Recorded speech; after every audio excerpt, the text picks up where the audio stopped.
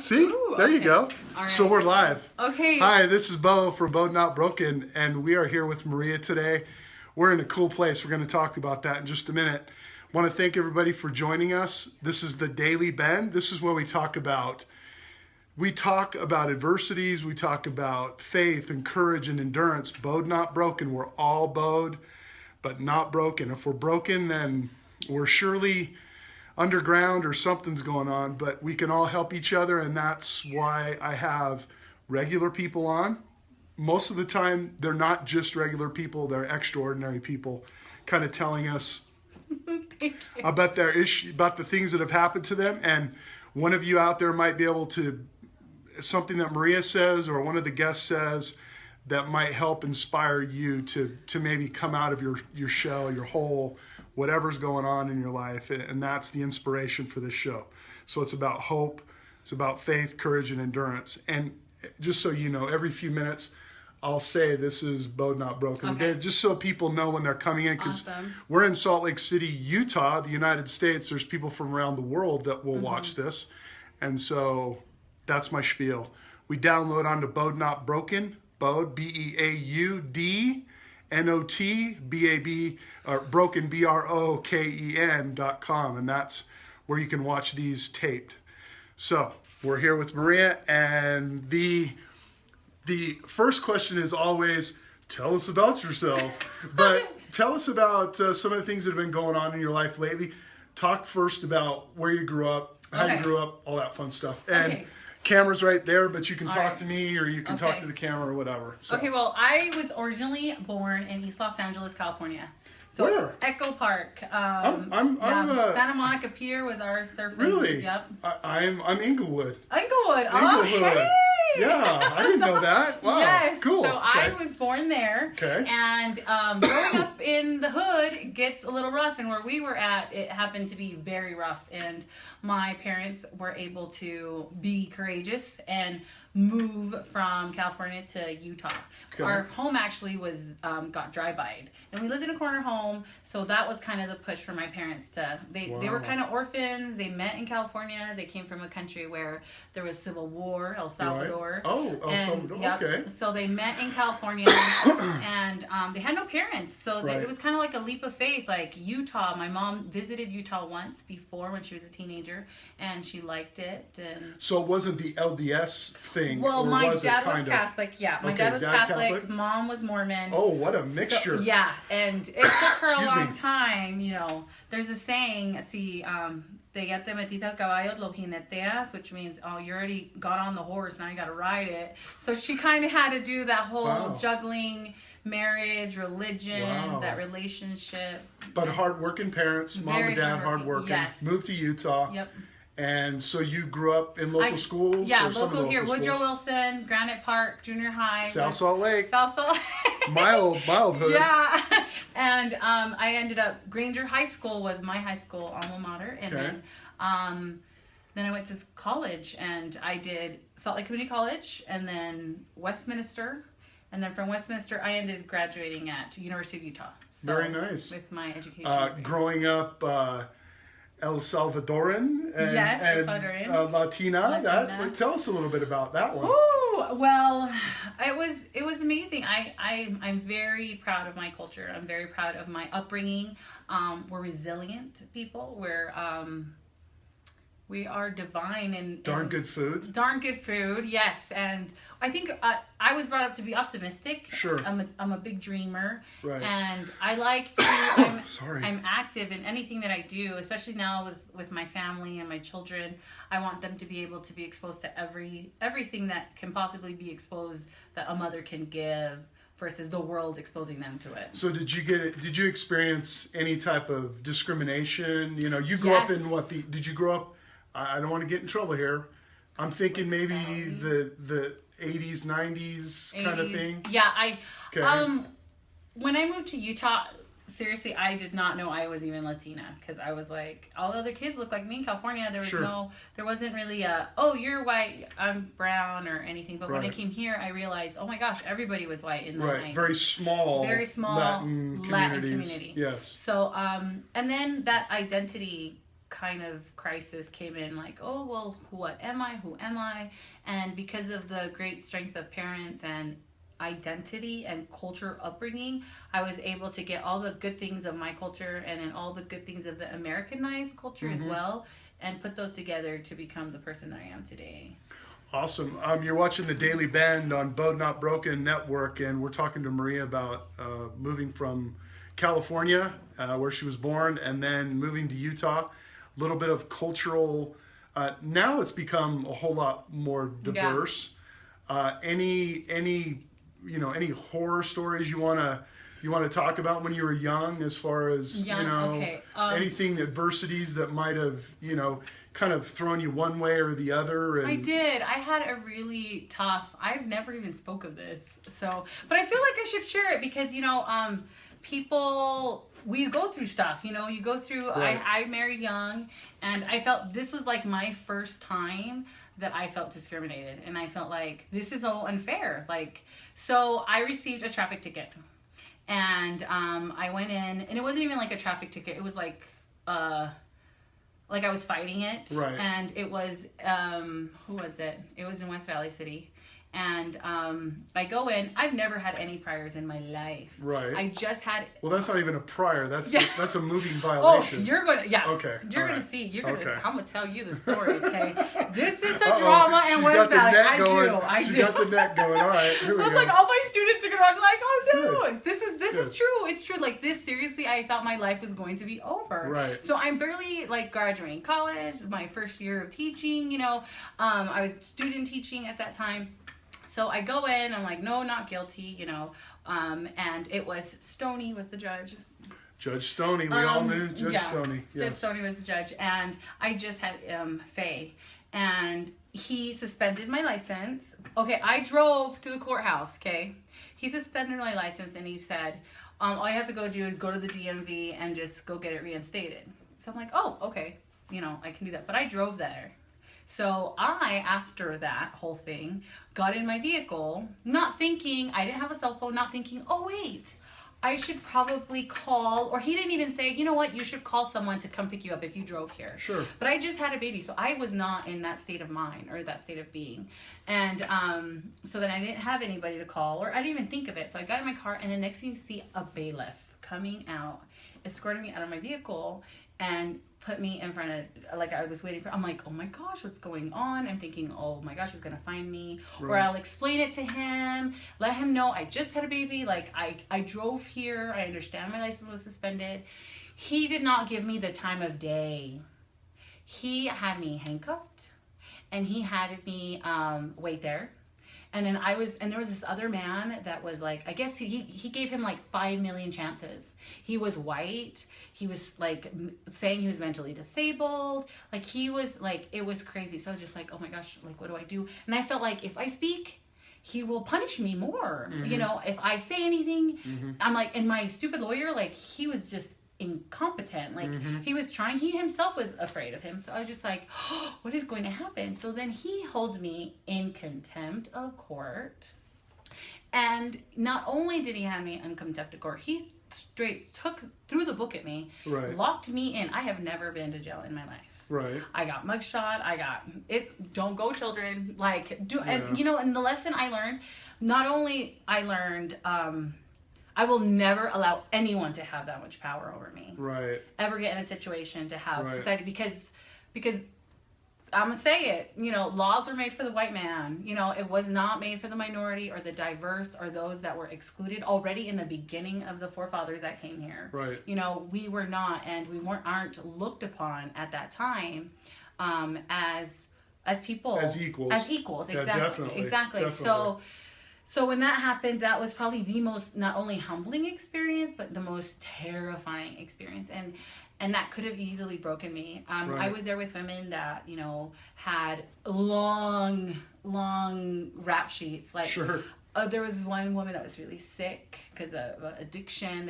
And the bailiffs are oh, why are you in here? I'm Because I got in my car. He's like, why are you in contempt? Contempt of judge? Yeah, contempt. Right. I'm in. He's like, why Right. don't you even have bail? Like the social security, not the social services people were like, Right.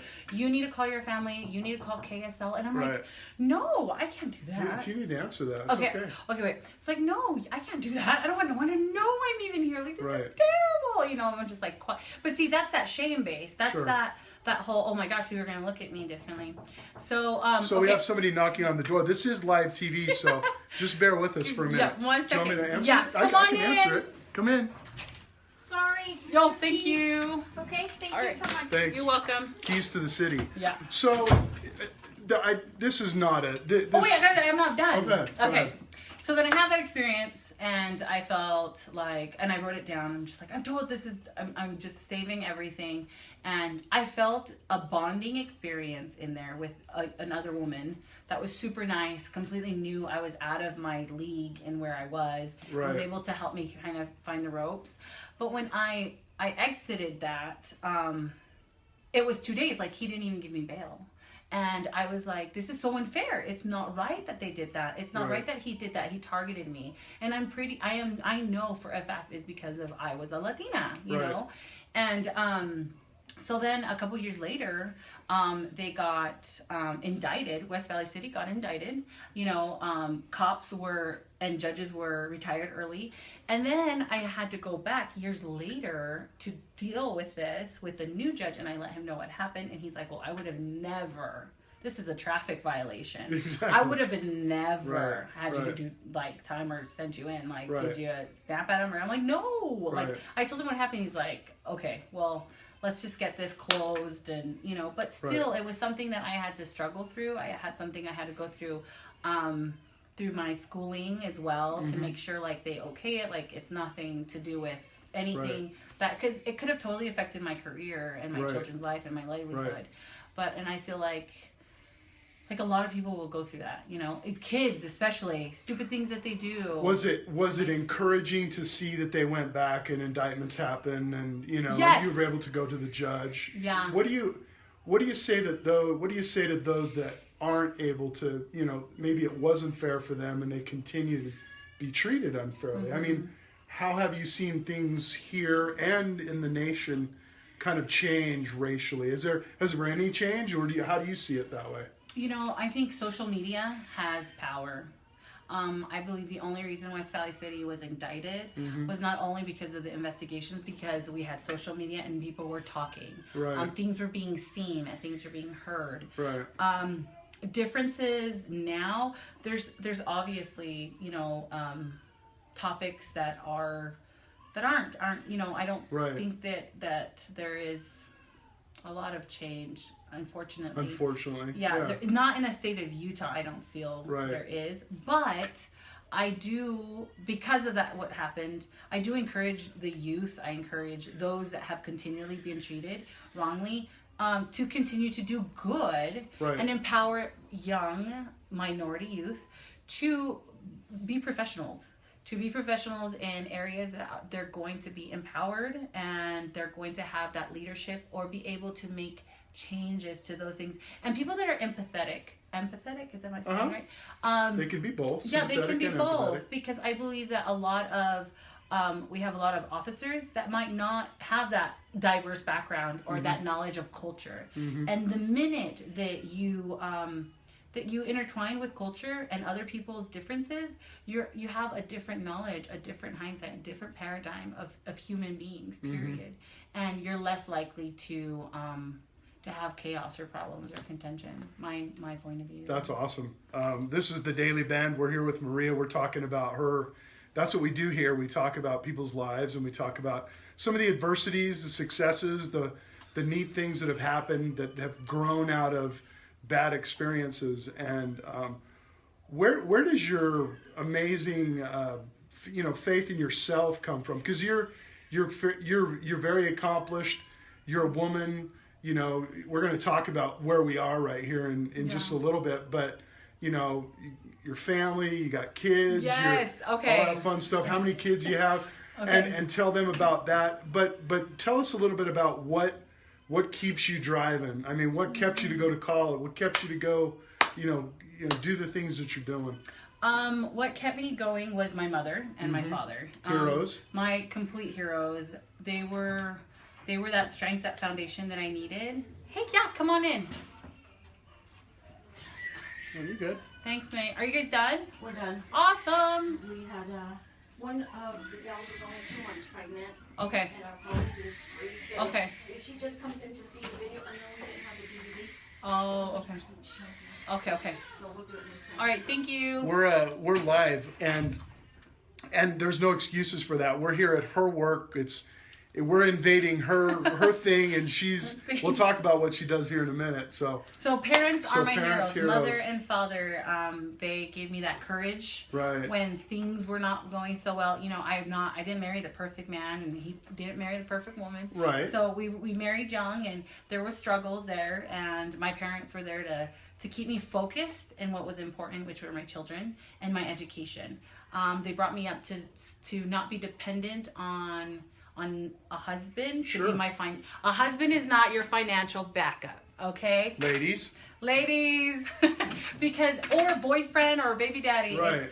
It's not a financial backup. You as a woman, this is what I was taught, you as a woman need to be able to produce as much as you can for the livelihood of your children in Right. case your husband passes away, in case he's not able to work a large period of time, just to have that backup. Right. And that's what my parents taught me. They were like, okay, I want you to be able to make sure you have that education, because nobody can take that education from you. Right. Nobody can take that knowledge away from you. Right. And I'm so grateful for that, because that's where that drive comes from, is my parents wanting to give them what so much they gave me, and honoring them as parents. And Right. And sorry, I just lost my mother recently, and it's super hard because I saw that, and I'm sorry for that. I know you.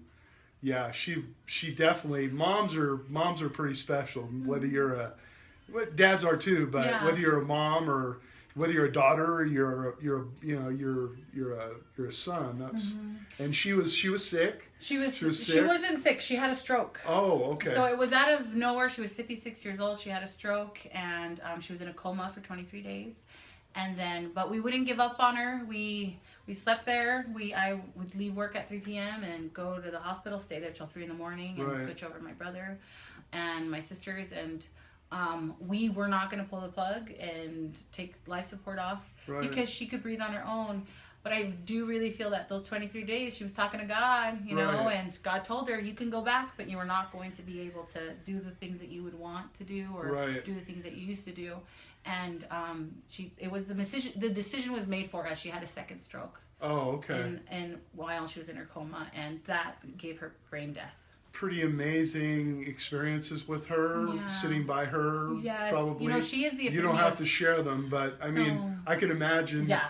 You had times while you were alone with Yes, her, and yeah, and that you could feel that, and Yeah. I know there's life after death for sure. I'm a testimony. I have a testimony of that more than Right. ever now. Right. And I'm not scared of death anymore. I Right. used to. Now that when there's someone that goes in the other side that means so much to you and you love, you know that they'll be there to greet you when your time is up. But she was the epitome of service and grace and just humility and love. And I just pray that I'm at least a little bit of what that woman was, because she was just. I think I think she's probably pretty darn happy. Let's talk about your teaching world. I mean, Yes. you've been doing this for how long? 6 years. I've been Okay. a school teacher for 6 years, secondary ed, and currently right now I teach at Kairos Academy. It's an Okay. all-girls school. That's where we are. That's where we are, and we have a teen parent component. Uh-huh. So, but the only requirement is to be a girl. So we have a lot of great services that we've been able to partnership up with. They do their high school online. We give them a computer, need be actually all of them.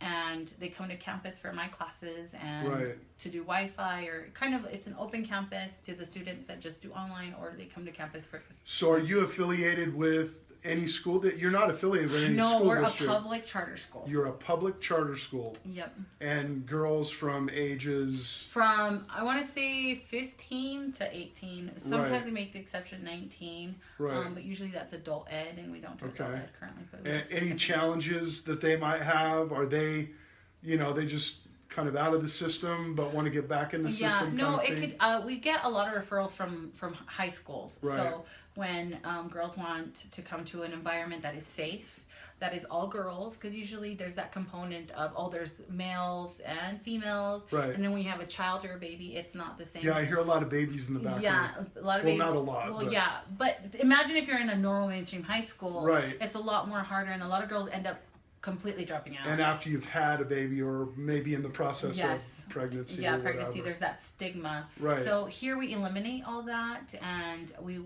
welcome students that are focused, that want to graduate and want to continue post education. So we do have programs there and partnerships with the University of Utah, Salt Lake Community College. Come in and help the girls start planning out their future, because that is what we do here. We empower young women to be young professionals. And what an amazing woman to be a part of that whole thing. Where's your funding come from? Are you guys some from the state? But Some then from again, the state, some from the feds, and most I want to say is those two. Right. I'm the Right. teacher, so I'm a little Right. aunt, so I don't. Some success stories. Or I guess first, tell us about your first few days here. I mean, it's had to be a lot different than what you've Yes, done it is. before. Oh yeah, it's super different because I don't have 50 kids for one period, next 50 kids the next Right. period. I guess how'd you get here too? That's the other thing. That may be a story in itself. Yeah, I was just applying for an online, just to do online work, just as I'm doing my school year. Right. And I took a year off because I had Isabeau, because that was my last baby. I have 6 beautiful children. Mother of 6. 6, 3 boys, 3 girls. Super proud of our little family. And so I just took a break. I actually had a health problem. I had Right. a pulmonary embolism. So I had a blood clot in my lung. So I had to take a year off. And I was pregnant at the same time, so I kind of Right. had to take care of myself. Wow. Yeah, so Wow. it was the One, only two. year I One, had two. all those kids. All Yeah. you needed was one more and you were out. No, definitely, Exactly. definitely BEAU'D, not broken on that one. Yeah. Holy.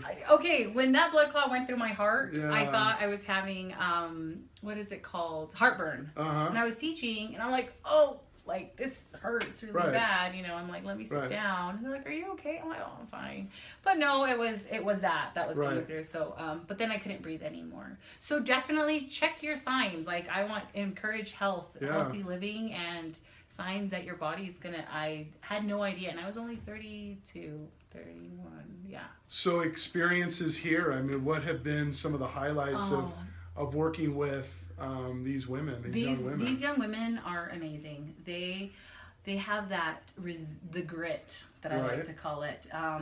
They're not only working for themselves, but now they have a child, and some of them don't have children, so Right. they're just like, I want to get out of that environment, and I want to be able to be in an environment where I'm going to stay focused. Right. And when you realize that an environment is not good for you, and you take yourself away from that environment, that is so much kudos and courage that it takes for a person, because especially when you're young, you feel like you don't have any say. Are you finding them some of the young women are needing to find, emancipate, or are they, or most of them in a family unit? They're mostly, and sometimes it might be abusive, or it might be not. Yeah. Do you help them find alternatives to that, or is it pretty much? Yes, we do have some social services that we do provide, and we help give them resources for if they're in that situation. A lot of some of our girls are they're foster kids, or they're awarded to the state. Oh, okay. And when I talk about environments, I'm talking more about the high school, the home high school that maybe isn't healthy, that you want to be able to be successful. Therefore, you take away, you come to another school. And it's hard. When you're a teenager, it is hard to Right. leave your friends or leave the things that you think are good for you. Right. But when you move on to something that is healthy for you, it's more progressive. So that's what our Right. girls do. Oh, nice. Are doing. Hey, Fred. Yeah. You're fine. You're fine. It's really low key. You're ready. We'll walk through this. Okay. Sounds good. We're almost done. Yeah. Thank you. Thank you. I'm right in the middle of. She's right in the middle of work, and I'm pushing it right through here. So a few successes. Have obviously you've been long enough to see Yeah. bright shiny faces, but any one stand out to you? Any particular student or students that are now maybe in college or now whatever, doing whatever, you know, Well, or I do even have I do you know. have a student or a couple students, but one that does stand out just came to visit me yesterday, and she is strong, ready, going to college, super motivated, happy, and I tend to tell my young students that, you know, no matter what happens in life, and when you have a child, stay positive, stay happy, because that baby will receive that energy. So if you're down in the glums and stressed out, you can be. You're allowed to be that. But let that energy come out as positive and optimistic as possible. And she was radiating. Like, she was just like, thank you so much for that. That's because awesome. you want to focus in the good, no matter how bad or if everything's crumbling behind scenes. Right. You want to be able to stay that strong. And that's what's helped me. That's the reality. Like, half my sisters are like, you've had a bad hand. I'm like, really? Like, it's been that bad. It's like, yeah, you've gone through a lot, you know, and I don't remember But sometimes. you're kind of oblivious to it because you got to keep going. Right. I have 6 kids. I have a husband. I have family, parents. I have students that I got to be able to keep That's strong. what I really wanted to get to too. What do you tell a young girl? What do you tell an older person, you know, that's going through a lot of issues? I mean, that's what this show's all about, is people helping people, you know. I just tell them to keep your head up and take it day by day, and stay positive and optimistic. I love, you know, I'm kind of more of the youth because I've been stuck in high school for the last 6 years. Yeah. But music is a reliever. Exercise has helped me a lot currently. Right. It releases endorphins and just other just the things that you feel that make you happy. And if things don't make you happy, traveling is such a big. Well, we talk about on this show, and when I coach or teach and help people or speak, I always talk about doing things that move you. Yeah. And if it's music, if it's sitting in the corner meditating, if it's, you know, going outside and just walking, if it's exercising, it's biking, it's marathoning. If it's making out with your husband in the car, do it. As long as it's with your husband. Yes, that too. Oh gosh. That will get you in trouble. He's going to watch too. So you already told me about your hero. I mean, I always ask my guests, you know, who are your heroes or who's your hero growing up as a young girl?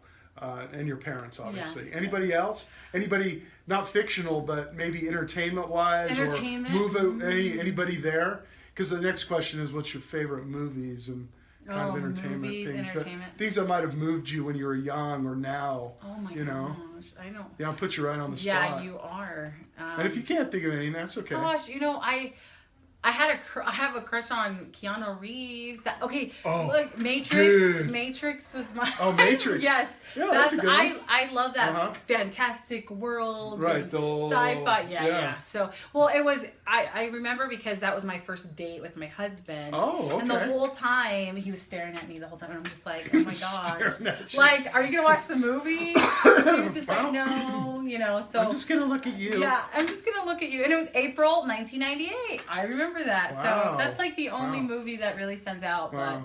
But I watch all the things that come out for the kids. Right, just make sure they're not going crazy. Yeah. I'd probably be like fictional X-Men. I'd probably be Rogue. I like Rogue. Yeah, superheroes. Yeah. Don't forget, you once in a while, you got to do both Friday. Yes, I'm going to do both Friday. I could see you in this with a Supergirl on. Yeah, I will. If they'll let you. Yeah, I will. Totally see it. I'll do it Fridays, definitely. Thank you very much for spending the time with me. It's what's interesting about you is, as an old guy like me, I see you.